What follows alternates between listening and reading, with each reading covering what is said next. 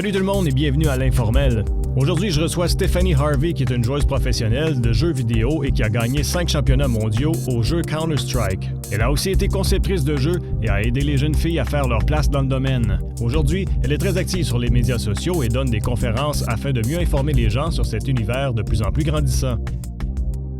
Stephanie Harvey, bienvenue à l'Informel, bienvenue dans notre région. Merci d'avoir accepté l'invitation. Ça fait plaisir. Merci de m'avoir invité. Puis, est-ce que tu es familière avec l'Outaouais? Est-ce que c'est la première fois que tu viens dans le coin? Ou? C'est la... en fait, je suis venue au Comic-Con Ottawa dans les 2 dernières années. C'est vrai, j'ai vu une vidéo de ça. Ben oui, je te demande ça, puis j'ai oublié ça. Ça. Ouais. Mais quand j'étais jeune, pour une raison X, on a eu 2... mes voyages d'école, c'est de venir à Ottawa, là. Okay. À partir de la ville de Québec. Je pense que vu qu'on avait on était la capitale provinciale, on allait à la capitale, nationale. Là, bon, bref. Il y a une logique là-dedans. Ouais. Fait que je suis venue 2 fois ici. Puis je pense que j'ai déjà été... au Parlement, comme, tu sais, les petits parlements, tu sais, quand t'es jeune, tu peux faire puis ils font un genre de simulation de comment ça se passe. Je pense que j'avais été élue pour faire ça. Je pense, en tout cas, c'est loin, là. Fait que je suis devenue une couple de fois. Là, tu es venu faire 2 conférences en Outaouais aujourd'hui. Puis d'ailleurs, merci d'être venu nous voir après parce que tu as fait quand même pas mal de travail, de rencontrer 2 fois des jeunes dans les bibliothèques là, à Gatineau et à Aylmer. Comment ça s'est passé? Comment ça a été la réception? Super bien. C'était des jeunes de 9 à 16 ans. Fait qu'il y a quand même une grosse différence entre un jeune de 9 ans et un jeune de 16 ans. Mais je pense que je suis capable de faire un bon juste milieu et garder l'attention là, de tout le monde. Mais il y avait à peu près 20 à 30 jeunes, puis il y avait quelques parents aussi. Puis on a parlé autant de mon métier de joueur professionnel ou de conception de jeu ou de leur métier, eux, qu'est-ce qu'ils veulent faire plus tard. Puis moi, bien sûr, je parle beaucoup de prévention, de jeux vidéo responsables, du fait que j'ai quand même un bac et une maîtrise, que j'ai continué mes études, puis que... moi, ce que je trouve important, c'est surtout là, à leur âge de parler de cyber-intimidation, cyberdépendance et cybersécurité. Mais t'arrives pas... Bonjour, je vous parle de cybersécurité aujourd'hui. Non, donc, c'est comment l'intégrer dans un environnement qui est intéressant, qui les fait quand même triper parce que dans le fond, eux autres, ils jouent à Fortnite puis ils veulent parler de Fortnite. Ouais, c'est ça, je vais vous dire. C'est quoi le jeu qui est in sur le Fortnite? Là, mais étonnamment, il n'y avait pas juste des gens qui tripaient Fortnite. Là. Il y avait un petit peu de tout. Fait que c'est quand même intéressant. Puis ce que moi, j'ai trouvé très cool, c'est qu'après, ça les rassemble entre eux parce qu'ils se mettent à se parler entre eux. « Ah oui, moi aussi, je joue à ça. » Ou « Tu connais-tu ce jeu-là? » Fait que c'était quand même assez interactif. Là. Je les invite à parler toute la journée avec moi. Puis que ça a été quoi? Là, j'imagine qu'ils sont venus te voir après. Ça a été quoi comme le feeling que tu as eu d'eux autres, la réception, si tu veux? Quand même assez bien. Je pense que il y a plus de feedback des parents. Là. Ils sont venus me voir après. Là, puis, tu sais, tous les parents auraient dû être là. Il y a un parent qui m'a dit, un parent qui dit ça change toute ma conception de comment je gère le jeu vidéo avec mon enfant. Ou, tu sais, un autre qui me disait, mon jeune, il joue au baseball, mais je prenais le jeu vidéo comme si c'était des bonbons. Tu sais, faut pas t'en prendre beaucoup. Puis tout ça. Alors que le baseball, on le supportait à 100%, alors que peut-être qu'il faudrait que je supporte les 2 activités quand même de la même façon, parce que c'est ça, dans le fond, c'est qu'il y a une incompréhension du jeu vidéo dans notre société, des gens qui jouent pas, et même de certains gens qui jouent, là, qui disent « tu sais, moi, je fais attention parce que le jeu vidéo, je pourrais devenir cyber-dépendant », mais c'est beaucoup plus complexe que ça et c'est beaucoup plus nuancé que ça. Et en général, là, pour 99% du monde, c'est une activité épanouissante comme le sport, comme la musique. Mais à cause de l'incompréhension de la nouveauté là, du jeu vidéo, ce qui se passe avec les parents, souvent, c'est « je ne connais pas ça, j'essaie de restreindre le jeu à les fins de semaine seulement et même à ça, 2-3 heures maximum. » Alors que c'est pas mal ça que je fais, moi aussi. Puis pourtant, tu tripes jeu, tu connais un peu les jeux. Je te vois avec un gilet de Pac-Man. Alors que moi, je pense vraiment que c'est pas la solution. Je pense que c'est de contrôler au lieu d'essayer de l'encadrer. OK. C'est quoi la différence? La nuance, c'est que l'encadrer, c'est d'apprendre, de comprendre ce que le jeune fait, pourquoi il joue, à quel jeu il joue, s'intéresser à sa passion, à c'est quoi le but aussi de l'enfant, si c'est vraiment juste se divertir ou si c'est parce qu'il veut travailler en jeu ou en faire une carrière, ou peu importe. Est-ce que parce qu'il est en train d'essayer de se créer une communauté? Est-ce parce qu'il joue à des amis locaux? Bon, c'est de comprendre pourquoi il joue et ensuite de le supporter de la bonne façon. Donc, si c'est... il joue parce qu'il veut devenir joueur professionnel, bon, mais qu'est-ce qu'on peut faire pour se rendre là? Est-ce que c'est parce qu'il joue avec ses amis? Comment on pourrait encourager les fins de semaine au lieu de t'enfermer dans le sous-sol à jouer avec tes amis? Comment on pourrait contacter les parents des amis puis faire des activités de jeu ensemble? Donc, tu sais, on pourrait tous ensemble aller jouer une partie chez tel ami, comme si on allait jouer une partie de baseball. Okay. C'est aussi de comprendre c'est quoi en fait les côtés négatifs de jouer au jeu, parce qu'il n'y en a pas tant que ça. Il y a beaucoup plus de côtés positifs que de négatifs. Fait que c'est de comprendre c'est quoi ces côtés négatifs-là, comment les repérer, est-ce que notre jeune est au courant qu'il peut y en avoir, comment faire de la prévention au lieu d'être réactif si on a un problème, une blessure ou peu importe. Puis comment identifier les problématiques dans le comportement qui seraient potentiellement liées au jeu, mais des fois, c'est pas du tout lié au jeu. Par exemple, des pas bonnes notes à l'école. Il y a des bonnes chances que ce soit pas à cause du jeu vidéo, mais ça se peut qu'on blâme. OK, t'as plus le droit de jouer parce que t'as pas des bonnes notes. Alors que c'est peut-être potentiellement pas lié du tout. Peut-être que si on encadrait ce jeune-là mieux dans le jeu vidéo, il y aurait des meilleures notes à l'école. Parce que la façon d'intégrer les activités puis la balance de vie autour du jeu vidéo est super importante. Si on fait comprendre à notre jeune que s'il fait de l'activité physique avant de jouer une partie de jeu vidéo, il devient meilleur dans le jeu.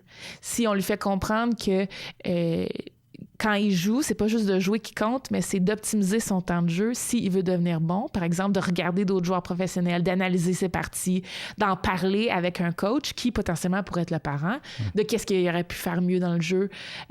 Ça peut vraiment changer complètement la dynamique de famille par rapport au jeu, puis de le prendre vraiment comme l'activité que ça devrait être, selon le désir de l'enfant. Si un enfant fait juste écouter de la musique pour passer le temps, ou s'il essaie de devenir professionnel de piano, bien, on ne gérera pas la musique de la même façon. C'est la même chose pour le jeu vidéo. Si on fait juste jouer comme ça à des Mario pour le fun, ou si on prend sérieusement Fortnite, puis notre but, c'est de devenir un joueur professionnel de Fortnite, on ne va pas gérer le jeu pareil du tout.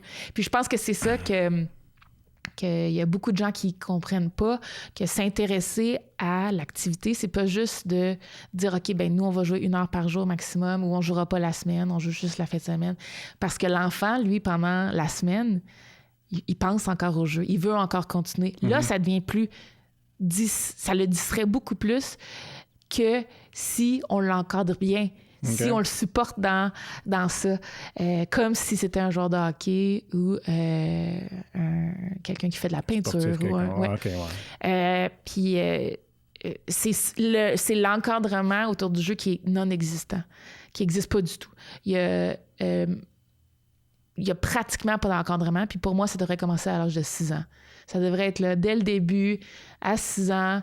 Il devrait y avoir dans les écoles des cours de cyberintimidation. Pas des cours de cyberintimidation, mais de la prévention.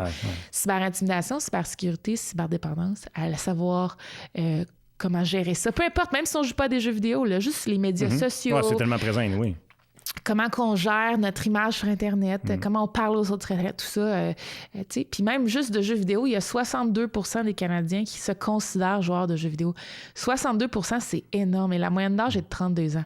Donc, honnêtement, c'est un média qui est là pour rester. Il faut l'encadrer, le soutenir et faire de la prévention, comme lorsqu'on porte un casque au hockey, puis on a un coach, un arbitre qui nous dit un peu quoi faire, puis qu'on a des règlements où on peut pas pour pas se blesser, c'est la même chose que ça devrait être dans le jeu vidéo. J'aime le parallèle que tu fais. Alors qu'on n'a pas ça présentement.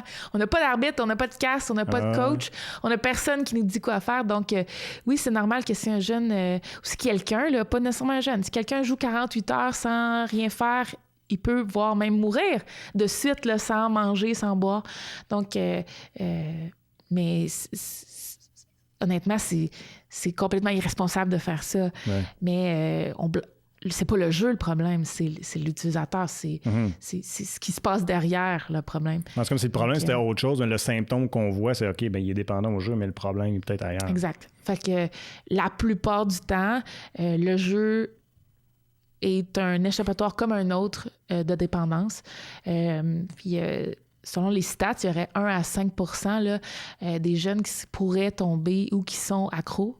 Puis dans la population générale, c'est à peu près 1,5 % Donc, plus tu vieillis, moins t'es accro, là, mais c'est vraiment pas beaucoup, puis c'est pas plus que n'importe quelle autre activité. Okay. Donc, faut faire attention à aussi ne pas confondre passion, enthousiasme et dépendance. Oui, certainement. Puis là, je viens de faire une méga parenthèse sur tout ça. Ben, c'est parfait, je trouve ça super intéressant. Puis, je peux imaginer aussi que dans le contexte de ce que tu as fait ce matin avec tes conférences, les problématiques que tu peux voir chez les jeunes, ça ne doit pas être les mêmes à l'âge de 9 ans comme ça l'est à l'âge de 16 ans. J'aurais tendance à penser, puis corrige-moi si je me trompe, qu'à l'adolescence, ils vont avoir plus de tendance, exemple de dépendance, à s'enfermer puis à jouer plein d'heures, alors que le plus jeune, c'est peut-être autre chose. Bien, ce que moi, j'ai remarqué avec les parents puis les jeunes aujourd'hui, c'est que, je te dirais, en 9, 10, 11, 12 ans, il y avait encore... les parents, la plupart, ont encore le contrôle. Donc, c'était... moi, ma mère veut pas que...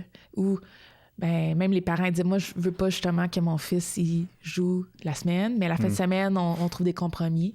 Fait que là, tu sais, moi, c'est de poser la question, pourquoi la semaine, il n'y a pas le droit? Puis, tu sais, essayer de comprendre le raisonnement derrière, puis c'est un raisonnement justifiable. Alors que les autres, tu sais, ceux qui avaient 14, 15, 16 ans, eux qui étaient dans la pièce, c'était vraiment des gens passionnés de jeu, parce que sinon, ils seraient pas venus. C'est ça, ouais. Puis je peux voir que, tu sais, eux, c'est ça, les parents n'ont pas nécessairement le contrôle. Eux, c'est leur passion, puis... c'est aussi là qu'il y a souvent les décisions là, de qu'est-ce que je fais au cégep. Et puis le décrochage scolaire, ça se passe aussi beaucoup là, fait que c'est une autre sorte de problématique. Ouais. Là, regarde, tu vois, moi aussi, j'essaie de gérer les jeux vidéo avec mon enfant, fait que vu que j'ai un expert, je vais en profiter. C'est parce que j'imagine qu'il y a plein de parents qui, comme tu viens de me le raconter, il y a plein de parents qui vivent des choses semblables. Mais moi, ce que j'avais remarqué avec mon garçon, c'est que s'il passe beaucoup de temps sur les jeux vidéo, après ça, quand il doit arrêter de jouer, il tourne en rond. On dirait qu'il perd de sa créativité de jeu, sa créativité de son enthousiasme de jouer. T'sais. Je sais pas si tu as déjà entendu. Dans quel sens? Dans le sens que lorsqu'il arrête, il est comme dépressif? Je comprends pas. Dépressif, je n'irais pas jusqu'à dire ça, mais c'est comme si, mettons, deux scénarios. Soit que, il a joué 2-3 heures le matin, exemple. Puis là, je dis, on va arrêter, on va passer à autre chose. Puis là, il tourne en rond, puis normalement, c'est un petit garçon, mettons, qui va bouger, qui va jouer beaucoup. Puis là, pendant 1 heure ou 2, même plus des fois, il tourne en rond. Il sait pas trop quoi faire. Il a l'air de trouver le temps long. On dirait que les choses enthousiasment moins. C'est la première fois que j'entends parler de ça, mais s'il y a une chose qu'on apprend beaucoup là, dans notre... avec les écrans et tout ça, c'est que pendant au moins 1 heure à 2 heures après l'utilisation d'un écran, notre cerveau reste stimulé par l'interaction qu'on a eue. Okay. Donc, c'est pour ça que, si par exemple, on joue à des jeux vidéo jusqu'à 10 heures, mais on doit aller se coucher à 10 heures, il y a peu de chances qu'on s'endorme à 10h01. Donc, même moi, je dois gérer ça. Moi, je me laisse tout le temps 2 heures après ma pratique le soir ou après ma partie de jeux vidéo de décrochage. Est-ce que ce 2 heures-là de décrochage, ça veut dire que je fais rien pendant 2 heures puis j'attends? Non, mais c'est là que je prends un moment à brosser les dents, me décrocher, peut-être lire un livre, parler, jouer avec mon chien. Fait que je planifie ce 2 heures-là. Ouais. C'est impossible. C'est possible, mais c'est très difficile pour quelqu'un de décrocher son cerveau comme ça de cette activité interactive. Donc, est-ce que c'est ça qui fait que je peux voir ton enfant, peut-être pendant 1 heure ou 2, a comme un peu de la misère à rembarquer dans une activité qui le stimule autant? C'est peut-être ça. C'est sûr que c'est du cas par cas. En fait, il faut en parler avec. Puis peut-être que si tu lui dis ça, vous allez trouver ensemble des moyens de soit le restimuler d'une autre façon tout de suite après sa partie ou de le laisser décompresser 1 heure, puis c'est correct. Puis après ça, on refera une activité plus tard. J'aime ça. Puis là, quand les jeunes partent, dans le fond, qu'est-ce que tu espères qu'ils en retiennent? C'est quoi ta motivation d'aller les rencontrer? Qu'est-ce que tu espères quand ils vont retourner chez eux, qu'ils vont retenir de qu'est-ce que tu leur... 2, 3 choses. Je dirais qu'une des choses les plus importantes, c'est que moi, quand j'ai commencé à jouer professionnellement ou d'être vraiment intense dans mon jeu, c'était pas possible de faire ça à temps plein. Fait que c'est un métier qui n'existait pas, qui est apparu pendant que je faisais ça, qui m'a permis de devenir professionnelle. j'avais déjà lu une statistique comme de quoi au-dessus de 30% des métiers d'avenir n'existent pas aujourd'hui.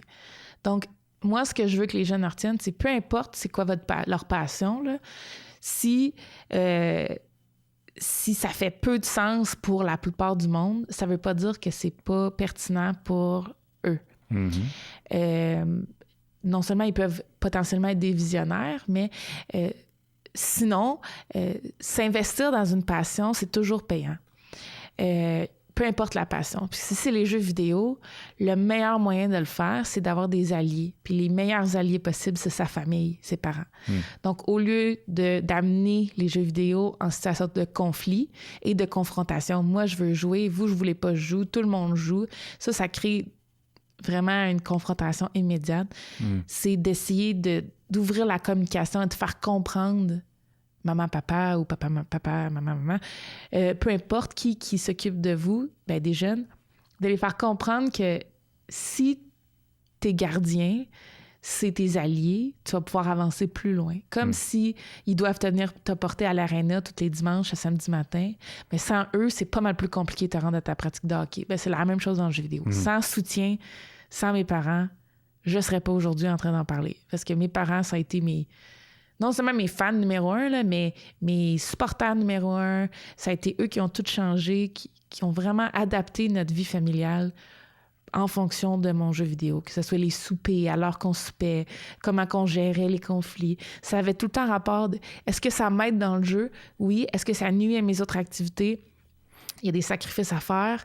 Est-ce que les sacrifices, je les fais au niveau de mon éducation, au niveau de mon emploi, au niveau de mes amis, de ma famille? Donc, on fait la part des choses, puis on fait les bons sacrifices.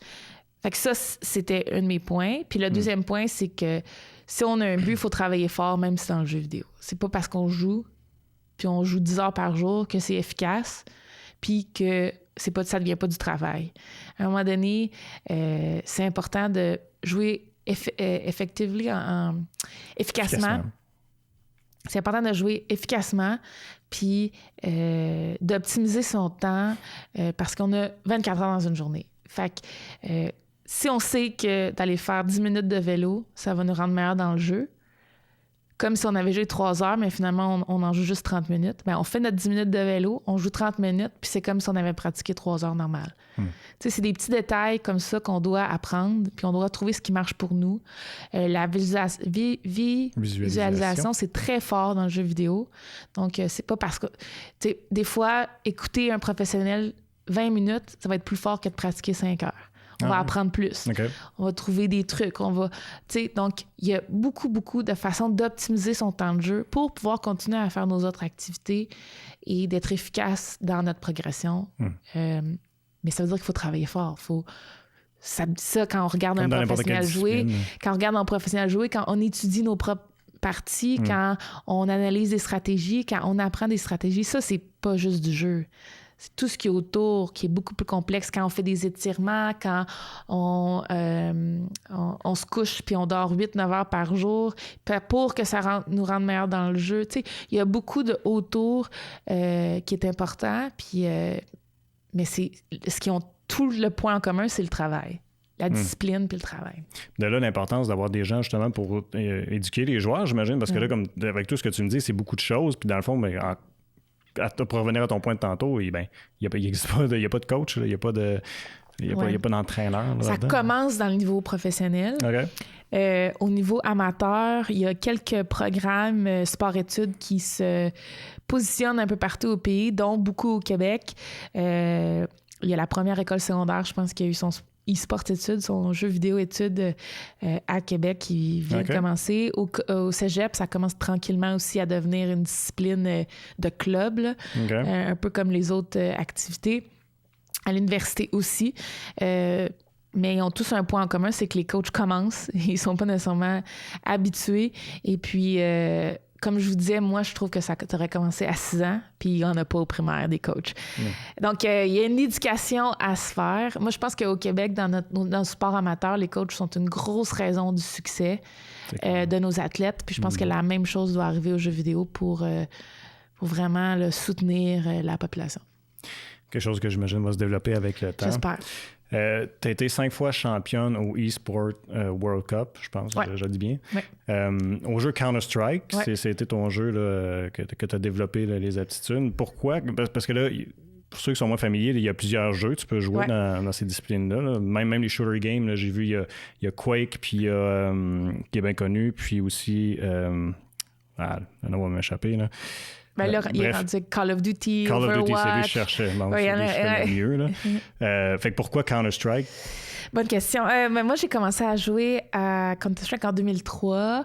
J'étais en secondaire 5, puis je voulais vraiment aller au bal avec un gars. Puis son meilleur ami m'a dit, si tu veux lui parler ou commencer à être proche de lui, tu pourrais jouer à Counter-Strike, c'est son jeu préféré. Sa fille est le jeu Soldier of Fortune. Mais il m'a dit Counter-Strike, ça a l'air plus cool. Fait que commence Counter-Strike. Je dis OK. Puis j'ai commencé à jouer à Counter-Strike. Puis honnêtement, je me suis pas vraiment rapprochée du gars. Ça n'a pas marché. On est allé au bal ensemble, mais j'étais comme son troisième choix. Tu vois, genre, c'était pas.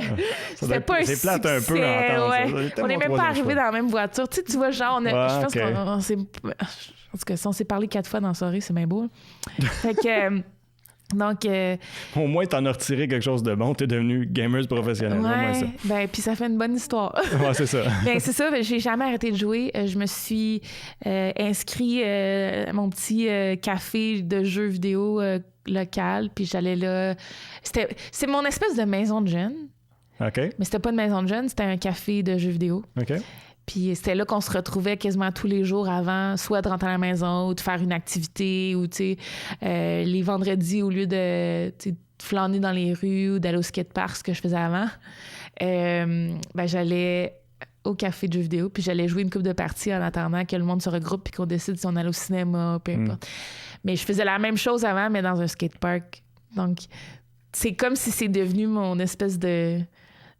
C'est ça, de maison de sortie sociale. Ado. Puis, c'est sûr qu'il y avait des adultes là aussi. Ouais. Mais, mes parents, ils savaient j'étais où tout le temps. Ils pouvaient venir, ils passaient des fois. Tu veux ce que j'ai à manger? Je pourrais t'acheter quelque chose. Puis, j'avais pas de téléphone dans ce temps-là. Fait que, c'était comme. Mais c'était local, c'était accessible à pied de chez nous. Puis, ça a changé ma vie. Puis c'est quand que c'est devenu quelque chose de plus sérieux, là, où y a-tu un moment que tu as fait comme oh, OK, parce que tu l'as dit tantôt, c'était pas un métier, c'était pas quelque chose que tu pouvais faire. J'imagine qu'il y a dû avoir un moment où tu as fait oh, OK, je peux faire quelque chose avec ça. Là.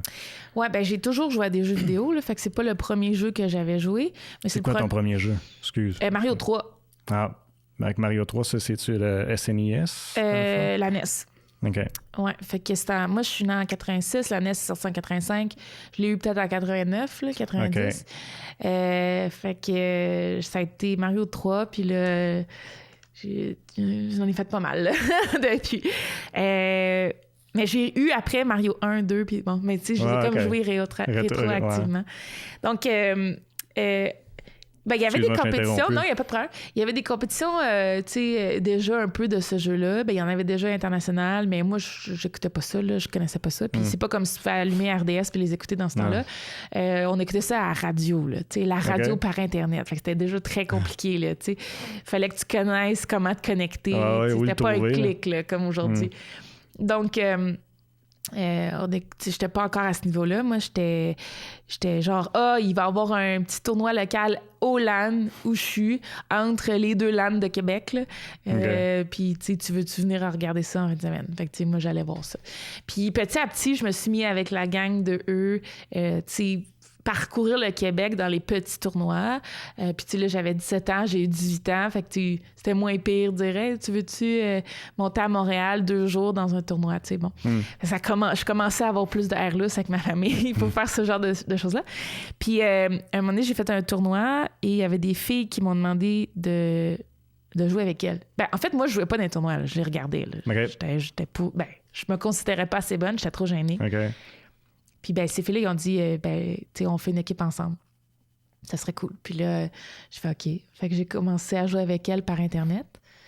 Puis on a commencé à être plus sérieuse, là, à faire des petits tournois au Québec ensemble, puis à vraiment se tenir en gang. Là, puis le but, c'est d'être la meilleure équipe au Québec de ce jeu-là. Puis petit à petit, c'est arrivé. Puis là, c'est comme si... en étant la meilleure équipe au Québec, on a comme vu la planète. C'est bon, c'est quoi la prochaine étape? Fait que là, fallait être la meilleure équipe au Canada, après ça, la meilleure équipe en Amérique du Nord de filles. Puis là, peut-être un an après d'avoir commencé à jouer, je me rends compte qu'il y a des tournois internationaux, puis qu'il y a une Coupe du monde, puis que les Américaines ont fini 5e à cette Coupe du monde-là. Puis quand on les joue, on n'est pas si pire. Fait que là, mon but, c'était, OK, ben, je veux représenter le Canada à cette Coupe du monde-là l'année d'après. Fait que moi, j'ai commencé en 2003, puis ma première Coupe du monde, j'ai fait en 2005. Fait que là, le but, c'était comment qu'on fait pour se rendre là. Ouais, mais j'allais te demander, parce que là, c'est pas... t'as des étapes à suivre, puis t'as qualifié, là. Fait que dans ce temps-là, il fallait que tu payes ton voyage. Maintenant, tu as souvent des qualifications, fait que c'était assez bon. Okay. Mais en ce temps-là, il fallait que tu payes ton voyage, il fallait que tu te fasses inviter, donc il fallait que tu sois good enough, il fallait que tu sois bonne pour te faire inviter parmi les équipes mondiales. Tu sais, c'était une autre paire de manches, là. Donc, il a fallu qu'on trouve nos commanditaires, il a fallu que toute l'année, on fasse des petits tournois pour montrer qu'on était sérieuse puis qu'on était une des meilleures équipes en Amérique. Okay. Puis, on a fait une application, puis à la fin de l'année, on a croisé nos doigts en espérant que le Canada allait être pris, puis que nous, on allait être l'équipe choisie parmi les 24 équipes sur la planète qui se faisaient inviter. Quand même, puis juste 24. On a été invités. Rappelle-moi, c'était en quelle année? En 2005. Puis c'était-tu avec ta même gang avec qui tu as commencé, qui t'avait invité, ou tu as formé une autre équipe par le temps? 2 filles. Okay. Pareil. Les autres, avec le temps, ça a évolué. On est devenu une équipe nord-américaine avec 3 Canadiennes. Là, alors que quand j'avais commencé, c'était 5 Québécoises. OK. Puis ce championnat-là, ça a roulé pendant une période de temps. Je pense, si j'ai bien compris, puis vraiment, je me suis familiarisé avec tout ça parce que je te recevais, parce que je connaissais pas ça, puis je trouve ça super intéressant. Mais ça s'est terminé en 2017, est-ce que je me trompe? Il n'y en a plus maintenant ou c'est autre chose? C'est quoi? Ben moi, le dernier que j'ai fait, c'est 2015. OK. En 2016, il n'y avait plus de tournoi Counter-Strike féminin mondial. Puis je pense que maintenant, c'est rendu très, très local. Là. Fait que c'est des compétitions en France qui sont comme très locales, puis c'est plus semi-pro que pro. Là. OK. Donc, le tournoi est comme mort. Mais je comprends parce qu'ils n'ont pas évolué, ils n'ont pas changé les règles. Il fallait encore que les équipes paient leur tournoi. Fait que, tu sais, bon, c'est plus rendu comme ça. Le monde des jeux professionnels, c'est rendu très glamour, là, un peu comme le sport, là, où à un certain niveau, c'est ton équipe, ta fédération qui doit payer. Tout ça. Ben, nous, on a des équipes qui payent. C'est comme si on demandait aux joueurs du Canadien de Montréal de payer leur billet d'avion pour aller jouer contre Anaheim. À LA, chacun individuellement devait payer leur affaire. Bon, c'est un peu old school. Là, ouais. Ben, c'est un peu comme ça maintenant. C'est le Canadien qui paye. Ben, nous, on a des organisations qui payent pour les tournois, des choses comme ça. Donc, ça n'avait pas évolué par rapport à ça. Donc, il y a d'autres tournois qui ont pris leur place. Bon, on continue à jaser aussi des autres tournois. Je suis curieux de voir où est-ce que c'est en allé tout ça. Je vais prendre quelques secondes pour remercier les gens qui nous écoutent via ma TV Outaouais. Merci d'avoir été à l'écoute. Je vais continuer à jaser avec Stéphanie. Si vous avez envie de voir le reste de l'entrevue, vous pouvez aller au www.tvc.qc.ca. Toutes nos émissions de la TVC sont là. Puis sinon, on est sur Apple Podcasts, SoundCloud et aussi sur Spotify. Merci beaucoup. Donc, c'est quoi les tournois maintenant, aujourd'hui, où est-ce qu'on peut retrouver des compétiteurs? Maintenant, il y a beaucoup de développeurs de jeux qui ont repris les tournois en main. Fait qu'avant, c'était beaucoup plus comme, mettons, les Jeux olympiques font un événement. Puis là, tous les sports, ils vont. Ben avant, c'était un peu comme ça, mais là, maintenant, c'est comme si la NHL... Ben, c'est un peu ce qui se passe dans la NHL. Ils veulent pas que leurs joueurs participent dans d'autres tournois. Ils ont juste le droit de jouer dans la NHL pour garder l'espèce de prestige de la Ligue, puis que ce soit la meilleure Ligue de la NHL, puis c'est eux qui ramassent l'argent des commanditaires. Fait qu'il y a beaucoup, beaucoup de jeux qui sont comme ça maintenant. Si on regarde, par exemple, les League of Legends, les Overwatch... Ça, c'est des circuits fermés qu'on appelle. Donc, eux, ils ont leur Coupe du monde à l'interne. Ils ont leur tournoi à l'interne. Donc, ils ont leur circuit à l'interne. Il y a des franchises. C'est comme des ligues, là, comme tu dis, NFL, NHL. C'est un circuit fermé, là, tu sais. Tu peux pas faire un tournoi professionnel de League of Legends à Tokyo sans l'accord de Riot qui font le jeu. Puis surtout... probablement que ça va être en conflit avec leur calendrier, puis ils vont sûrement dire non. Donc, les tournois amateurs, c'est quand même encore possible, mais les tournois semi-pro et pro, là, maintenant, c'est vraiment géré par les compagnies. Il y a certaines compagnies qui s'en foutent encore, dont moi, mon jeu qui s'appelle Valve, mon jeu qui est fait par Valve, là, Counter-Strike, eux autres, ils s'en foutent. Donc, encore aujourd'hui, c'est un peu le Far West et les gros tournois peuvent créer leur compétition. Okay. Je pense que souvent, quand un jeu a une scène très nouvelle, ils font affaire avec des tournois qui existent déjà. Un peu comme, encore une fois, comme je te dis, s'il y avait les Jeux du Québec, le nouveau sport dirait, on va faire nos compétitions aux Jeux du Québec.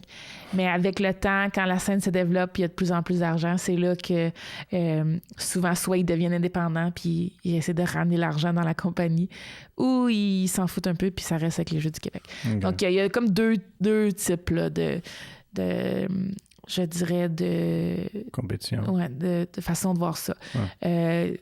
Dans les jeux fermés, les grosses compétitions, c'est ça. C'est League of Legends, Overwatch, c'est des Dota 2, des Invitational, qui sont quand même un peu restreints. Alors que dans les jeux ouverts, il y a les jeux de combat, Counter-Strike. Avant, il y avait Call of Duty, c'était un jeu ouvert, mais là, cette année, c'est la première année, il va y avoir des franchises avec une ligue fermée. Donc, j'ai bien hâte de voir ce que ça va faire. Puis par franchise, je dis, là, on a acheté pour plusieurs millions de dollars. Une ville ou une compagnie a acheté la franchise, comme, mettons, les sénateurs d'Ottawa ou le Canadien de Montréal. Est-ce qu'ils vont même signer des joueurs? Oui. Ils signent des joueurs... exactement comme une franchise. Il y a la MLS puis la NBA qui ont maintenant aussi leur franchise de jeux qui sont associés comme... moi, je fais partie de Madison Square Garden. Donc, je fais partie de la même gang que les Rangers et les Knicks, mais on a aussi les Knicks Gaming, qui est des joueurs qu'on signe pour NBA 2K, qui vont représenter les Knicks toute la saison dans le jeu vidéo. C'est la même chose qui se passe présentement au niveau de la MLS. La FC Toronto puis l'Impact de Montréal ont maintenant leur joueur officiel FIFA qui fait partie de l'Impact, qui a son gilet de l'Impact puis qui c'est un joueur de l'Impact. Ils ont avantage à faire ça parce qu'en maintenant, c'est beaucoup de promotion pour leur ligue. C'est quand même drôle parce que je pense que le joueur de l'Impact... En tout cas, soit l'FC Toronto ou je sais plus, mais il est payé plus cher que... que les vrais joueurs. Pas vrai. Parce qu'il gagne les tournois. Finalement, il se fait... C'est pas son salaire, mais c'est plus en... C'est pas très drôle parce que c'est EA puis FIFA qui supportent ça. Donc, c'est pas la même dynamique. Là. Mais c'est quand même super intéressant là, de voir le développement sport contre e-sport. Mais... pour les joueurs, ça doit être... j'imagine qu'il peut y avoir un certain avantage, dans le sens que quand tu signes avec quelqu'un, tu as comme une permanence, tu t'assures un revenu pendant certaines périodes de temps, comparativement avant. Je dirais un peu comme le sport professionnel. Tu sais jamais quand tu vas te faire bench, tu sais jamais quand tu vas faire trade, tu sais jamais quand on va terminer ton contrat. Tu as une certaine stabilité qui est vraiment mieux qu'avant, mais c'est encore un peu... je sais pas ce qui va se passer l'année prochaine. Oui, il y a des contrats de 2, 3, 4 ans, mais c'est très rare dans le jeu. D'habitude, c'est comme 1 an, 2 ans.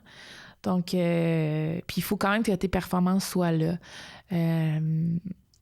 Puis présentement, je suis pas sûre que tous les contrats de sport ont des clauses de blessure et tout ça. Donc, si tu te blesses, est-ce que tu peux plus jouer? Est-ce que tu te fais encore payer? Donc, tu sais, il y a quand même aussi... c'est quand même assez nouveau, là. Il y a beaucoup de joueurs qui signent sans agent aussi. Beaucoup de joueurs qui signent avant 18 ans. Il y a des contrats semi-légaux que tu te demandes s'ils pourraient vraiment forcer le contrat. Là. Mais en fait, moi, la plupart des professionnels que je connais n'ont pas d'agent.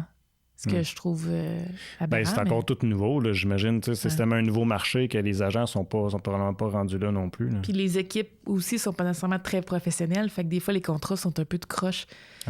Puis des fois, tu peux rester pris là-dedans 1 an ou 2. Il y a des gens qui sont présentement en poursuite par rapport à ce genre de contrats-là qui sont tout croche. Mais pour faire ça, il faut avoir de l'argent. Fait que c'est juste les gens qui ont gagné beaucoup d'argent, qui veulent sortir d'un contrat, qui le réussissent. Bon, c'est pas évident. Souvent, la plupart des joueurs, ils font juste attendre que le contrat finisse. Je suis curieux parce qu'on a parlé de Mario. Est-ce que puis le rétro gaming c'est quand même populaire. Est-ce que tu es retourné jouer à des vieilles affaires, Atari, Intellivision? Il y a quelques années, ouais. Quand je travaillais, moi j'ai travaillé comme conceptrice de jeux vidéo chez Ubisoft pendant 6-7 ans.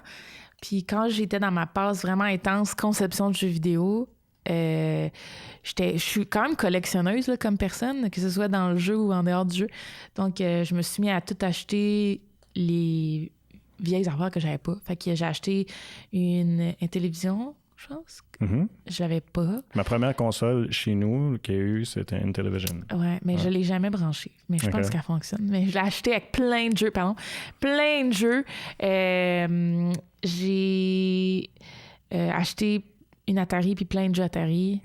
Mais tu sais, moi, je suis quand même vieille dans le jeu vidéo. Fait que à partir de la NES, je les ai toutes. Fait que puis j'ai décidé de pas collectionner ce qui est sorti dans PlayStation puis PlayStation 2 parce qu'il y a des milliers de jeux quasiment là, dans PlayStation.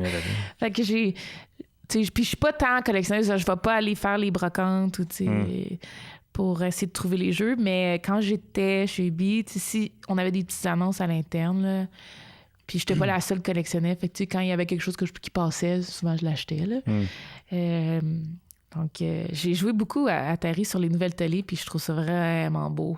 On dirait que ça a bien vieilli. C'est comme une des seules vieilles consoles là, qui a super bien vieilli. Tu sais, les pixels sont sharp. Ouais. Puis, tu sais, c'est encore... C'était des gros pixels. Ouais, puis même sur les grosses télé HD, c'est encore super beau. Alors que quand tu joues des générations, je dirais milieu... Début 2000, là, ça a mal vieilli. Ouais, comme le premier PlayStation, mettons, c'est une grosse télé, là, ça sort assez spécial. Ouais, j'ai joué à Resident Evil, là, le premier. Là. PlayStation 1, 2, ça a vraiment mal vieilli. La plupart des jeux. Mais là, j'espère que dans les 5 dernières années, ça va mieux vieillir parce qu'on a comme une meilleure diversité. Tu sais, le but, c'est pas nécessairement d'avoir des graphismes tout le temps réels. Des fois, c'est plus, tu sais, on a plus d'abstrait, on a plus de, justement, retour au pixel et tout ça, qui fait que ça, d'après moi, ça va mieux vieillir. Puis c'était quoi, mettons, la game? Y a-t-il une game là, que tu jouais, une vieille game, là, que t'as de la misère à aller coucher là, parce que t'es accroché? Là. Ben... j'ai été vraiment intense au jeu Wave Race 64. Okay? C'est un jeu de Sea-Doo, de course. Ouais. Sur quoi? Sur Nintendo 64. OK. Fait que, 64, le but, c'était de faire des courses de Sea-Doo, là. Puis, tu sais, t'avais des... Moi, je voulais tout le temps battre mes records. Puis bon, c'était vraiment... Tu peux faire des tricks pendant que tu faisais des courses aussi pour avoir des points de style. Vaguement? Puis j'ai joué là, à ça... Tu sais, genre, on louait la console, avant même que j'aille la Nintendo 64, on louait la console au club vidéo, puis on faisait des sleepovers avec mes amis de filles, tu sais, pour jouer à Wave Race. Fait que ça a été quand même... j'étais vraiment intense. Puis, je dirais, après, il y a eu des Sims, où j'ai joué vraiment intense. Je pense en 2001, c'est sorti. Ça, j'ai joué méga intense. Mais tu sais, j'ai joué à d'autres jeux par-ci par-là, mais ça, c'est mes 2 gros jeux. Puis, c'était Sims ou SimCity? Vraiment Sims. Ouais. J'ai joué un peu à SimCity, mais pas de là à comme... SimCity, je décrochais pas, moi. Ouais, pas de là à pas décrocher, mais de Sims, j'ai vraiment... Il y a un été de temps où... Ben, ça tombait bien aussi, je voulais étudier en architecture. Tu sais, tout était comme... je tombe en amour avec le jeu. Puis mes parents m'ont soutenu dans The Sims. Tu sais, mon père est allé l'acheter le jour de la sortie pendant que moi je suis à l'école. C'était comme une espèce d'événement familial. Puis c'est la première fois que j'allais pas au terrain de jeu dans un été. Fait que j'ai vraiment que joué à T'avais ton jeu pour l'été.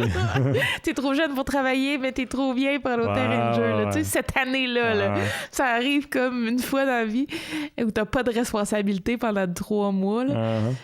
C'était pas mal de Sims dans ce temps-là. Puis après ça, ben, ça a été Counter-Strike. Puis il y a eu beaucoup d'autres jeux que j'ai joués, mais pas autant intenses que ces jeux-là. J'ai lu aussi que tu as créé des groupes pour parler d'intimidation chez les filles quand il s'agit de jeux en ligne. Pourquoi tu as dû faire ça? As-tu vécu des expériences qui t'ont fait réaliser à quel point c'est un problème? Bien, je pense que on a une société qui se permet beaucoup de choses en ligne. T'sais, outre les jeux vidéo, là, on est tous témoins, je pense, avec les médias sociaux. C'est clair. Et malheureusement, ben, maintenant, il y a de plus en plus de jeux qui ont des systèmes de communication. Puis il y a eu vraiment une époque, je dis que là, ça s'améliore, là, mais il y a une époque où on avait 0 système de prévention de toxicité en ligne. Donc, si quelqu'un était misogyne ou raciste ou peu importe, il s'en sortait tout le temps. Donc, il n'y avait pas de moyen de contrer ça au niveau de l'utilisateur. Donc, le seul moyen, c'était au niveau de se faire une carapace. Il n'y avait rien d'autre. Donc, à la base, moi, vu que ça m'arrivait quand même assez souvent d'être victime de commentaires misogynes dans un environnement majoritairement d'hommes, ce qui, pour rassurer tout le monde à la maison, là, si vous ne jouez pas, ce n'est plus le cas. Mais malgré le fait qu'il y a moins de femmes en développement et moins de femmes en compétition, au Canada, les stats sont genre 49, 51, 50, 50, là, femmes et hommes. Quand même. Donc, il y a quand même beaucoup de femmes qui jouent des jeux. Mais c'était beaucoup plus caché dans mon temps. Il y avait beaucoup moins de femmes. Donc, c'était quand même un environnement boys club très misogyne. Puis, je me suis alliée avec d'autres femmes pour créer... moi, j'avais un désir de créer des safe places, des environnements où les femmes peuvent se retrouver, parler de jeux vidéo sans se soucier de discrimination, d'insultes, de toxicité. De jouer peut-être. Puis de pouvoir jouer ensemble dans un environnement sain. Des genres d'incubateurs de positifs par rapport aux jeux vidéo, ce qui n'était 0 disponible dans le temps. Il y en avait, tu sais, tout le monde trouve sa tribu, puis tu sais, il y a des gens qui avaient des communautés, mais quelque chose de public, là, où on invite les gens à venir jouer avec nous dans un environnement sain. Et où, moi, c'est là que j'ai appris Donjons Dragons. Je connaissais rien à Donjons Dragons. Donc, j'ai appris à jouer, j'ai appris l'univers. Dans cet environnement-là, sans me faire discriminer, ou tu sais, voyons donc, tu connais pas ça, tu sais, on a créé cette espèce de, je dirais, de base positive où même les gens qui rentraient négativement, c'est comme si la communauté était tellement soudée puis tellement comme ouverte d'esprit qu'au lieu de les insulter en retour ou de les bannir ou peu importe, on leur faisait de l'apprentissage. Puis la plupart des gens, même les trolls, là, comme on les appelle, se faisaient prendre à leur propre jeu, se mettaient à rester parce qu'on était quand même assez ouvert comme communauté, tu sais. Puis c'est très rare là, qu'on a eu à bannir les gens qui ça les intéressait pas. Tu sais, tout le temps, on fonctionnait tout le temps en apprentissage plutôt qu'en méthode punitive. Okay. Ça a été vraiment très, très cool commencer ces initiatives-là. Puis c'est quelque chose que maintenant, je continue tout le temps, mais c'est quelque chose que présentement, on se soucie un peu plus, que ce soit les développeurs ou les plateformes. Tu sais, maintenant, même avec Facebook, Twitter, tu sais, il y a un moyen de reporter, report la toxicité, tout ça. Ouais. Mais ce qui, tu sais, avant, tu pouvais dire ce que tu voulais sur Twitter, tu pouvais dire ce que tu voulais sur les médias sociaux. Il y avait 0 répercussion. Puis nous, on trouvait que c'était pas correct. Donc, notre but, c'était pas de changer la législation, mais c'était d'au moins créer ces environnements positifs-là. Puis, c'était les premiers pour moi, Bulle Bâtiment. En tout cas, je perds mon français. Je voudrais t'aider avec ce mot-là, mais là... Balbutiement, oui, c'est ça, c'est ça. Ben, tu remercieras Jeanne-Sophie, c'est elle qui me l'a soufflé à l'oreille. Oh mon Dieu. Ça a été les premiers débuts de ce genre de réflexion-là pour moi. Puis encore aujourd'hui, je continue de pousser ma réflexion, je dirais de jour en jour et d'entrevue en entrevue sur qu'est-ce que j'en pense et quoi faire pour ça. Là, au niveau, quand tu es rendu professionnel, puis tu es rendu à ton 5e championnat, mettons, là, ça demande quoi comme temps d'exercice, travail avec ton équipe, tout ça? Ça ressemble à quoi, là, mettons, une semaine? Je te dirais que c'est jeu par jeu et cas par cas, okay. Et aussi individu par individu, parce que c'est pas tout le monde qui joue la même façon. Mais en général, surtout si c'est un jeu d'équipe, ça demande des pratiques quotidiennes. Fait que donc 5 jours sur 7. Puis on traite ça exactement comme un athlète professionnel. Par contre, on est chanceux, on n'a pas la limitation du corps humain qui fait qu'après une game de hockey, on n'est pas capable d'en faire une deuxième parce que notre performance, ça drop. Malgré le fait que je pense que le mental est important de le garder en santé. Ouais, tu peux t'épuiser pareil. Oui, mais c'est un petit peu différent en sens que tu peux faire 3-4 parties avec des petites pauses entre. Puis, tu sais, des matchs hors concours, on en a plusieurs par soir. Donc... tu fais plein de petits matchs hors concours. Au début, tu as comme une pratique sur la glace, mettons, où tu analyses les stratégies, les anciennes parties, tu analyses les adversaires, tu travailles sur une nouvelle stratégie. Puis ça, c'est facile à comprendre quand on pense au football, parce que le football, on les voit souvent en pratique. Il y a souvent des petites vidéos, là, ils frappent des poteaux avec c'est comme des faux humains, puis parce qu'ils veulent pas faire le contact à chaque fois entre deux humains, mais ils le font avec des poteaux comme ça, où ils sautent dans des cercles, où ils travaillent, mettons, la tactique 5-4-1 ou la tactique 4-3-1, bon. C'est ça qu'on fait beaucoup, nous. Beaucoup de pratiques de réflexes, beaucoup de pratiques de stratégie, beaucoup de visualisation, d'analyse adversaire.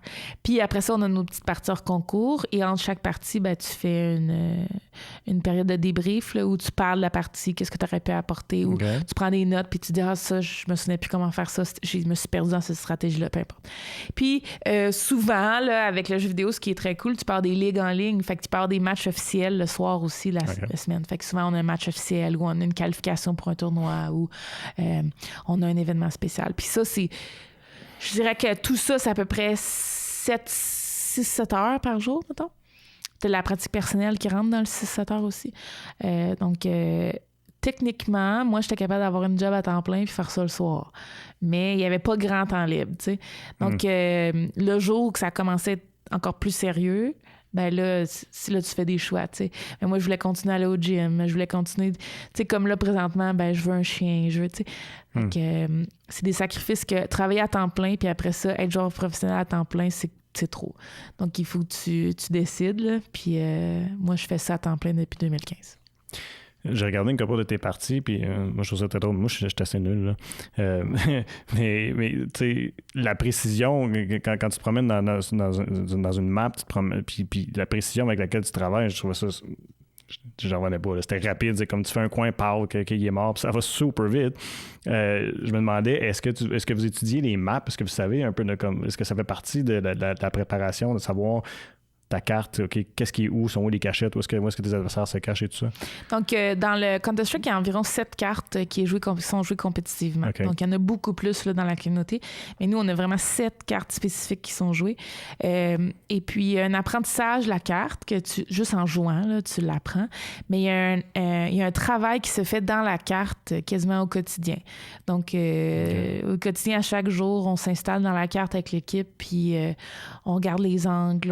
Quand on fait la stratégie, on regarde si on utilise beaucoup de grenades, des flashbangs et tout ça, donc tu t'assures que ce que tu utilises, il n'y a pas de trou dans la smoke grenade, dans la fumée ou que...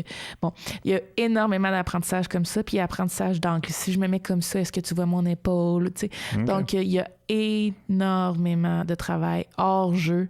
C'est dans le jeu, là, mais pour moi, c'est hors jeu, là. C'est vraiment assis dans un serveur, comme si... tu bottais un ballon dans un filet, là, des heures et des heures. Donc, de répétition. Ouais. Est-ce qu'il faut être un peu techie? J'ai le goût de dire que ça aide, mais j'ai des coéquipières qui connaissent rien à l'ordi. Mais rien, là. J'ai joué... dont deux, là, j'ai deux de mes... que j'ai joué au-dessus de 16 ans avec elles.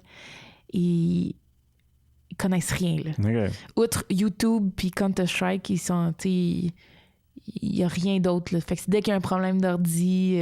ils t'appellent toi. Ils sont pas capables, là. Puis on était dans un tournoi, puis c'est moi qui les aidais à... S'il y a un problème avec leurs écouteurs, ou c'est moi qui allais gosser là-dessus. Fait que... donc, ça l'aide. Mais... En fait, en étant joueur de jeux vidéo, souvent, t'apprends à... la tech. C'est comme si ça t'apprend à utiliser l'outil. Par la bande un peu. Ouais, mais il y a des gens qui sont juste « Oh non, moi, je joue à des jeux vidéo puis j'écoute YouTube puis je touche à rien d'autre. » Ça me suffit. Ouais, fait que c'est tout. Il y a de tout, là. J'imagine qu'il y a du monde il y a des joueurs de hockey qui savent pas aiguiser leurs patins. Je serais pas surprise, là. Mais il y en a d'autres peut-être qui veulent le faire eux-mêmes. Fait que, il y a à tout niveau, là. Ouais, je comprends. D'après toi, est-ce que le VR, c'est l'avenir? Parce qu'on le voit de plus en plus de jeux, même des films, masters qui font VR, tout ça. Parce que, tu sais, le first person view, je peux imaginer que ça peut être encore plus immersif, puis tout ça. Mais moi, je pense que ça va être l'avenir dans le quotidien avant le jeu. Fait que dans le sens que là, il y a déjà plein de jeux de VR et tout ça, mais tu sais, dans un bureau d'architecte, dans un bureau potentiellement de dentiste, tu sais, des bureaux comme ça, je pense que ça va rentrer beaucoup plus rapidement que qu'en jeu, tu sais, peut-être les agences de voyage pour te montrer les pays, tu sais, l'hôtel que tu vas aller, tu peux choisir cet hôtel-là, OK, on va te mettre dedans. Tu sais, dans les spectacles, écouter un concert live, payer ta place, tu sais, je sais pas. Mais je pense ça va être... Le VR va se développer puis dans la porn. Définitivement. Fait que ça va se développer là avant dans notre quotidien, je pense. Parce que le VR en jeu vidéo, ça existe déjà. Il y a déjà des tournois et tout ça, puis ça marche pas tant que ça. Non. Ça marche, là, mais c'est parce que l'entrée est trop... C'est trop dispendieux. Il n'y a pas assez de monde qui l'ont. Okay. Mais le jour où ça va rentrer dans notre quotidien, genre tout le monde va avoir un VR, à cause que ça va devenir essentiel à magasiner tes vêtements. Je sais pas. Tu vas pouvoir essayer tes vêtements tout de suite avec, mettons, sur Amazon, tu vas faire clic, puis tu vas être devant un miroir, puis tu vas te voir, puis tu vas pouvoir tout de suite voir si les vêtements se font, puis tu vas les commander. Je te dis, le jour où c'est possible, tout le monde va avoir un VR. Fait après ça, je pense que dans le jeu vidéo, ça va exploser aussi. Mais jusqu'à temps qu'on l'utilise dans notre quotidien, je sais pas si ça a pogné tant que ça encore. Parce que j'avais ces discussions-là il y a 5 ans, puis je trouve qu'on est encore à la même place. Ouais, mais c'est ça aussi. J'ai vu, moi, la première fois que j'ai vu un jeu VR, c'était plus ou moins un jeu, mais c'était une exposition là, à la fin des années 90 à Ottawa. Parce que j'ai mis un casque puis j'étais dans un monde virtuel. Puis il disait que c'est des jeux de l'avenir. Puis là, c'est quoi? Comment ça s'appelle la console qui est populaire? Oculus. Ouais, Oculus, tu sais, ça a sorti quand? Ça fait pas si tant longtemps. Ouais, mais on a déjà quand même assez évolué entre la première Oculus puis l'Oculus qui est sorti, ou qui parle de sortir prochainement. Donc, au niveau de tout ce qui avait rapport à les mots de cœur, avant, il y en a encore des VR avec fil, mais les nouveaux, ils sortent sans fil. Avant, un VR, ça coûtait 1 000 $. Là, il y en a des beaucoup plus accessibles. Là, une coupe de 100. Fait que déjà, là, de diminuer le prix, de diminuer l'entrée d'accès. Tu peux même faire du VR en imprimant un morceau de carton avec ton cellulaire maintenant. Donc, il y a quand même... en baissant cette barrière-là, puis en le rendant beaucoup plus fun à utiliser, parce que là, c'est complexe encore. Moi, j'en ai un chez nous, puis il faut que tu mettes tes sensors, puis c'est encore un peu complexe. Fait que des fois, j'ai le goût de dire à maman, je vais te montrer c'est quoi, peinturer en 3D, mais juste mettre le casque, puis la placer comme il faut, c'est déjà genre, je ne tente pas. Fait que dès que ça va être moins complexe. Mais il y a déjà du monde qui passe leur vie en VR en 2020. Donc, c'est juste pour moi une question de temps avant qu'on ait tous un VR à la maison, mais qu'il soit pratique et que ce soit pas juste une gimmick. C'est comme les consoles, c'était un peu une gimmick dans le temps, mais maintenant, on fait tout avec une console. Fait que, moi, combien de mes amis avaient acheté une PS3 juste parce que c'était un lecteur Blu-ray puis qui était moins cher qu'un lecteur Blu-ray. Puis il fonctionnait mieux qu'un lecteur Blu-ray. Puis en plus, tu pouvais jouer à des jeux. Wow, tu sais. Donc, j'avais plein d'amis pas gamers qui achetaient une PS3. Parce que c'était la meilleure plateforme. Fait peut-être qu'un jour, on va tous avoir un VR parce que ça vient en voiture. Tu sais, je sais pas. Puis finalement, là, on va tous se mettre à jouer au VR. Ça a du sens. Avant qu'on termine, je veux parler un petit peu à l'extérieur du jeu vidéo parce que là, il y a plein d'autres projets, dont un, prends ton temps, là, tu peux pas prendre le jeu vidéo. On n'est plus en live à la télé. Ouais, c'est ça. Rendu sur le web, je ne stresse plus avec le temps. Vous allez me pardonner ma bouteille d'eau? Ben oui. Mais je m'en allais te parler de Canada's Smartest People. Ah, mon Dieu! En 2016, si je ne me trompe pas, ça c'est arrivé. Pour ceux qui ne sont pas familiers, c'est un jeu télévisé où est-ce que, on passait des épreuves et tout ça. Et tu as gagné. Gagné à saison 3. Bon, tu vois. Mais je suis curieux comment ça s'est présenté à toi, ça. Comment c'est, gaming, ça? Donc, ça arrive quand même assez souvent ça arrivait quand même assez souvent, là, de moins en moins, mais je te dirais qu'il y a eu beaucoup de shows de télé-réalité qui tournaient autour du jeu vidéo où on m'approchait pour faire partie du casting, tu sais. Puis là, t'appliques, puis tu vois ce qui se passe. Mais avec Canada Smartest Person, je sais pas pourquoi tout à coup je suis devenue... ça veut dire moitié anglais, moitié français. Je suis plus capable de parler en anglais, Canada Smartest Person. Eux, leur but, c'est d'avoir du monde partout au Canada. C'est d'avoir du monde de tous les backgrounds, de tous les âges, de tous les sexes. Bon, tu sais, ils s'assurent que sur chaque émission, il y a des plus jeunes, des plus vieux, toutes les... Différents milieux. Oui, différents milieux. Bon, parce que si c'était... je pense qu'on était 6 par émission. Si c'était 6 hommes blancs dans chaque émission, ça ne rejoindrait pas un public canadien. Exact. Ouais. Donc, ils m'ont contacté pour juste appliquer en tant que contestant. Là. Ça veut dire que je pense qu'ils ont eu 2000 personnes au pays qui ont appliqué. OK, quand même. Je pense. Quelque chose comme ça.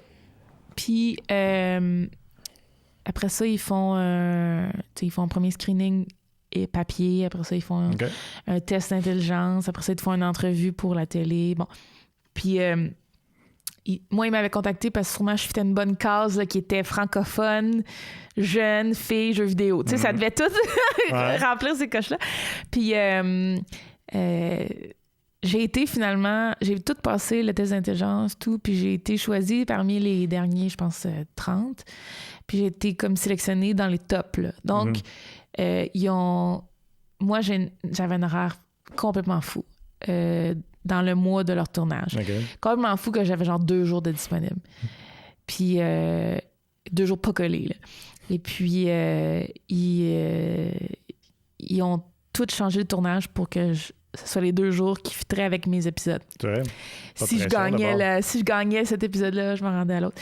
Moi, il fallait que je prenne des red eye. Pour ceux qui ne sont pas familiers avec des red eye, c'est des vols de nuit qui... parce que je travaillais sur la côte ouest. J'étais dans une convention de jeux vidéo, je pense à Seattle une fois, puis ils tournaient le lundi. Et moi, je partais dimanche soir parce que je travaillais toute la journée là-bas. Dimanche soir en avion, j'atterrissais à 7h à Toronto. Puis à 8h, j'étais live sur le set. Là. Fait que, tu sais, c'était... J'espère que tu dors bien en avion. Oui, mais pas assez pour gagner Canada Smartest Person. Puis pourtant, je l'ai gagné. Tu sais, mais je me disais, je vais me faire sortir dès le début, puis je vais aller me coucher à l'hôtel de la journée. Puis finalement, c'était des journées de 14 heures de tournage parce que je me rendais jusqu'au bout, comme une folle. Donc, c'est ça. Donc, mais il y avait tout le temps sur place un remplaçant au cas où je me pointe pas. Les 2 fois, parce que tu sais jamais ce qui va se passer avec un vol de nuit. Peut-être que l'avion va être cancellé. Tout ça. Finalement, non seulement je me suis pointée, mais j'ai gagné mes épisodes, puis finalement, j'ai gagné le show complet. Puis c'est comme ça que ça s'est passé. Mais je me suis battue, pour ceux qui l'ont pas écouté, là, je me suis battue. Les autres compétiteurs, c'était vraiment des gens extraordinaires. Là. Oui, il y avait des chercheurs en cancer, il y avait quelqu'un de la RCMP, je pense, que j'ai vu de la première émission, l'armée, pilote d'hélicoptère. Des mathématiciens. Des gens qui... Il y avait aussi des gens plus extravagants. Là. Il y avait un chanteur canadien qui est très populaire en Inde. Il y avait des gens qui ont parti leur fashion clothes. Leur ligne de mode. Ligne de mode. Fait qu'il y avait un petit peu de tout. Il y avait un commissionnaire de hockey. Toutes sortes d'affaires. Mais j'ai gagné. Écoute donc. Mais moi, je pense que le show était vraiment axé pour une personne comme moi qui était... Le show, c'était pas juste... il y avait 0 connaissance générale, tu sais, comme géographie, tout ça. Mais c'était plus comme tout le temps la logique de la déduction. Mais aussi, c'était axé sur 6 types d'intelligence. Fait qu'il y avait aussi la musique, l'art, les langues. Puis je pense que moi, je suis assez une personne... étonnamment, là, malgré le fait que je fais énormément de jeux vidéo, qui est super intéressée par tout. J'ai fait de la musique, j'ai fait de l'art, j'ai fait du sport. Il y avait une catégorie corporelle, il fallait être en forme physiquement ou être bonne en balance et tout ça. Puis ça, c'est les activités que j'ai gagnées. La musique, j'ai gagné, j'ai gagné balance. Je me suis débrouillée en logique puis en maths. J'étais vraiment pas bonne en social. Donc, les cues sociaux, là, j'étais vraiment pourrie. J'ai genre été dernière dans toutes ces catégories-là.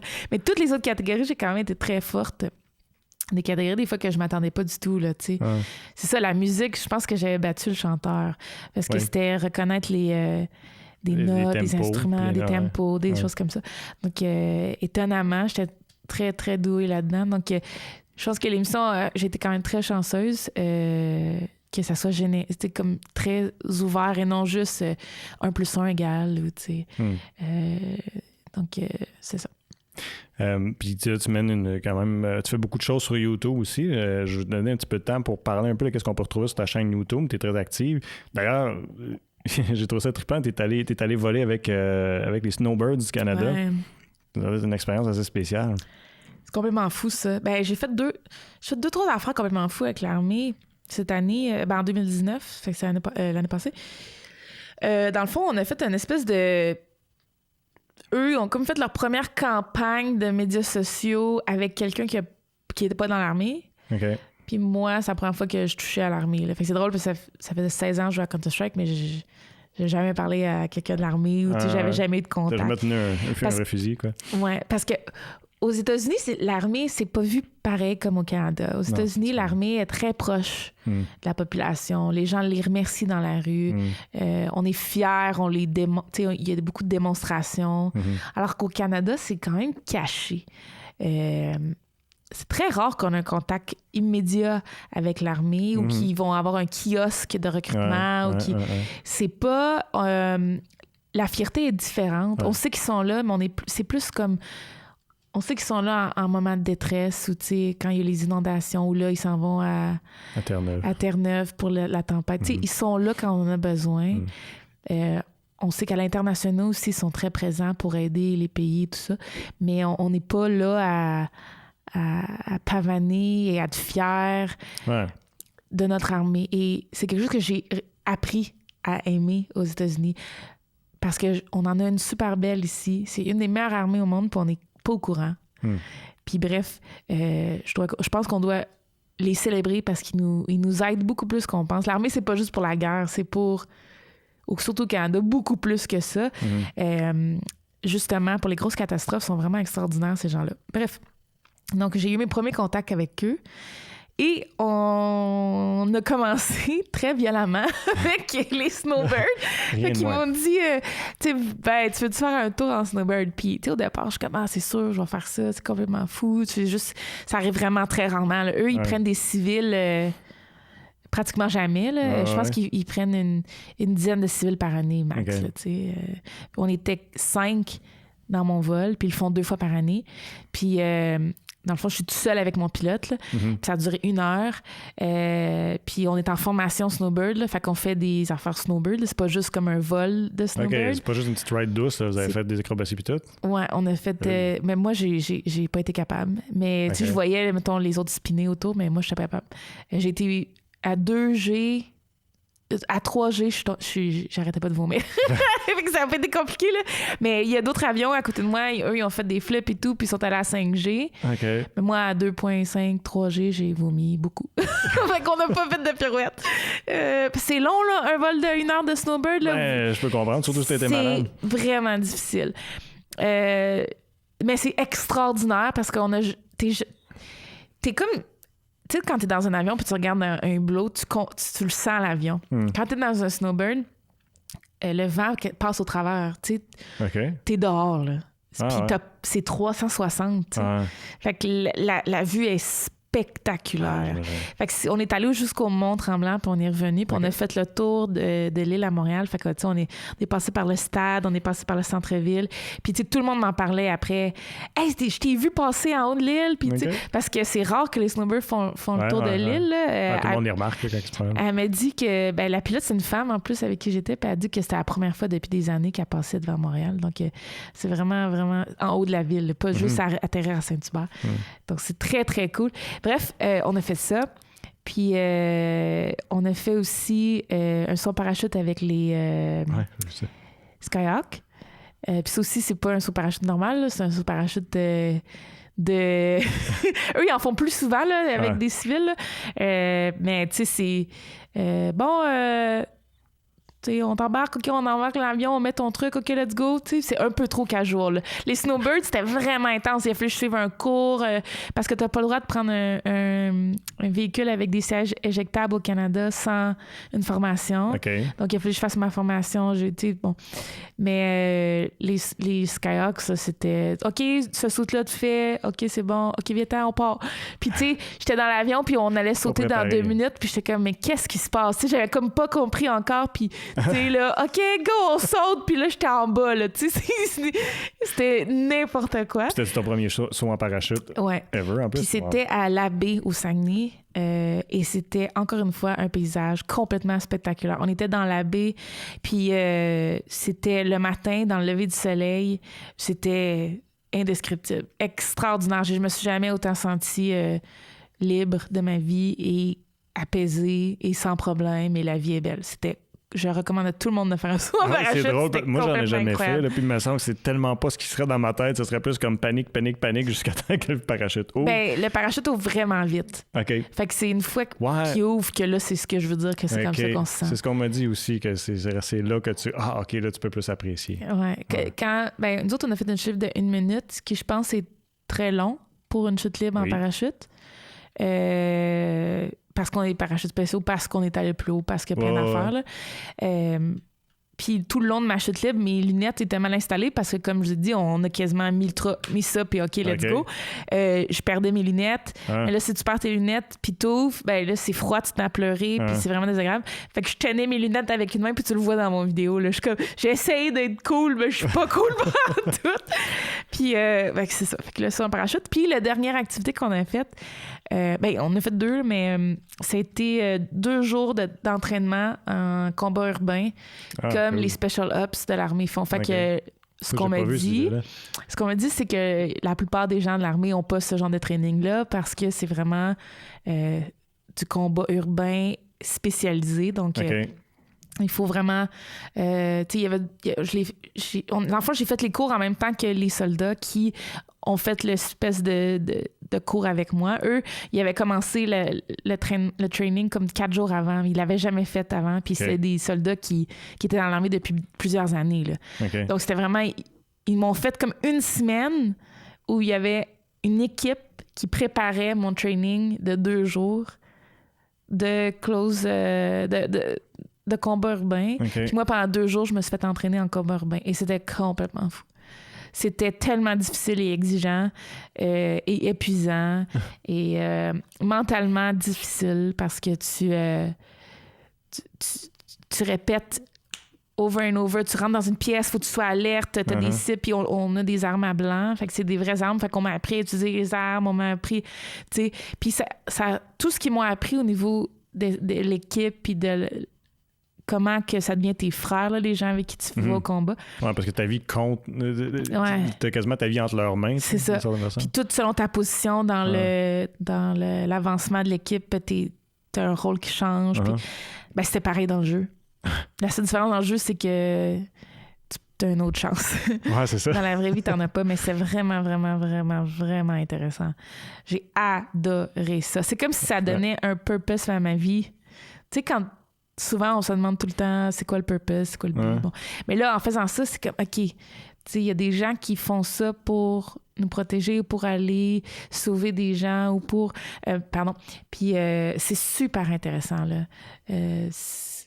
C'est cool comment est-ce que ça ferme un peu quasiment la boucle d'une certaine façon, dans ça que tu as joué un jeu semblable, puis que là, tu l'as Puis j'ai amené les gars au DreamHack Montréal, qui est un des plus gros événements de jeux vidéo au Canada. En fait, c'est le plus gros. Au stade. Puis on a joué un show match sur la scène contre une équipe locale.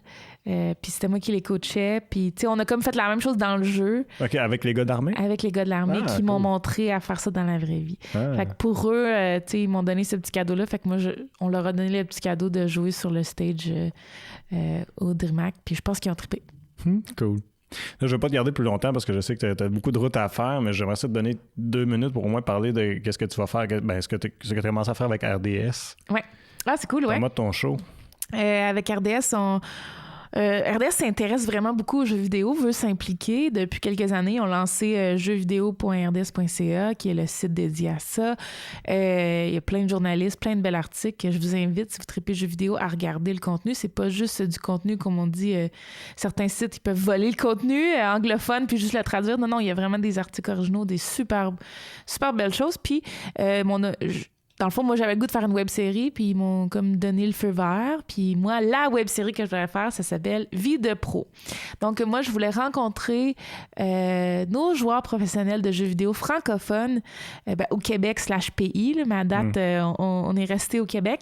Et les faire partager leur histoire et que les gens puissent les découvrir à travers des capsules. Donc, on a quand même pas mal de capsules de tournée, puis la première est sortie récemment. Elle est avec Mivien, le joueur professionnel et semi-professionnel de NHL. Donc, ça faisait un beau pont là, pour montrer, hey, RDS, sport, hockey, joueur professionnel de hockey. Fait que, tu sais, de jeu de hockey. Donc, c'était quand même pas pire pour faire le premier épisode. Mais on en a avec toutes sortes de joueurs. On a des filles, on a des anglophones qui sont à Montréal et qui se sont forcés à parler un peu français. Tu sais, on a essayé d'aller dans tout, dans les jeux de combat, dans les jeux de cartes, les jeux de course. Tu sais, on touche un peu à tout. Mais ce qui est important, c'est que c'est tous du monde d'ici qui ont du succès dans le jeu. Puis je veux montrer qu'il n'y a pas juste moi. Mais souvent, le problème, c'est que on pense qu'il n'y a pas d'avenir, on pense qu'il n'y a pas de carrière, mais on n'a pas de modèle. Fait que moi, ce qui m'intéresse, c'est d'en parler. C'est comme si Georges Saint-Pierre animait son émission de UFC, puis il faisait rencontrer les joueurs professionnels de UFC, de MMA québécois. Je suis un peu je fais la même chose, mais dans le jeu vidéo. Pour les gens de jeux vidéo. Puis c'est cool, ça va donner une fenêtre pour les gens pour justement avoir un peu de role model dans la tête. Je trouve pas le terme français. Je fais comme... des inspirations, des modèles. Parce que... Des mentors, merci, Jeanne-Sou. Parce que, tu sais, des fois, c'est bien beau avoir moi qui en parle, mais, tu sais, moi, il y a des gens qui m'inspirent pas puis qui ont du succès. Fait que je trouve que c'est important d'avoir cette variété-là qui est disponible de d'autres histoires. Visage, hein. Moi, j'étais chanceuse, mes parents m'ont soutenue, mais est-ce que j'ai eu des gens sur le show où les parents étaient complètement en désaccord? Fait que, c'était quoi leur parcours? Qu'est-ce qu'ils ont fait? Il y a d'autres histoires qui sont importantes de parler au Québec. Si on est 62% du monde qui joue, c'est que ça rejoint bien du monde. C'est que ça joue, là. Pourquoi qu'on le sait pas plus? Pourquoi cette stat-là impressionne tout le monde? Parce que c'est quand même encore caché, le jeu. On n'en parle pas, tu sais. Des fois, on entend encore dire que le dating est difficile quand que tu dates un joueur de jeux vidéo parce qu'il fait juste ça, jouer, tatati. Ben, tu sais, ça devrait pas être... Comme ça devrait pas être le cas, là. S'il jouait au hockey ou s'il faisait de la musique, il n'y aurait pas de chialage, là, mais tu sais, c'est encore les préjugés négatifs qui est autour de ça. Fait que bref, moi, je veux montrer le succès de d'autres gens au Québec par rapport aux jeux vidéo.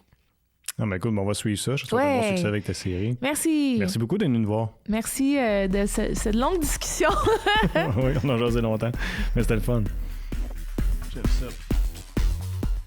Merci d'avoir été à l'écoute pour un autre épisode de l'Informel. Je vous invite à vous rendre sur nos différentes plateformes web pour regarder ou écouter toutes nos entrevues.